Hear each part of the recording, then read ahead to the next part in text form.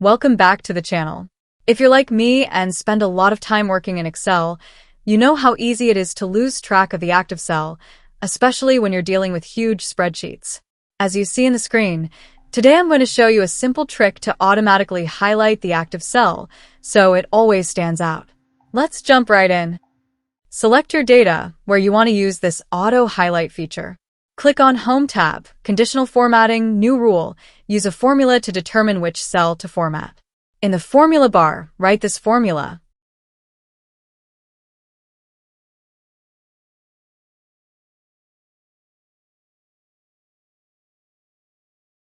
Note that this A3 cell reference should be the starting cell of the data.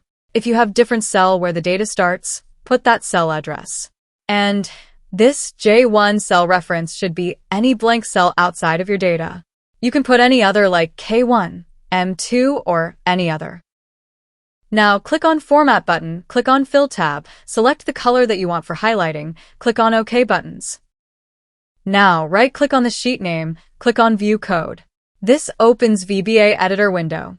From this drop-down, select Worksheet. Between these line of codes, write this code. Range J1 equals active cell dot address. Note that this J1 cell reference is the blank cell that we took in conditional formatting. Now close the VBA window. When you click on the cells, they get automatically highlighted.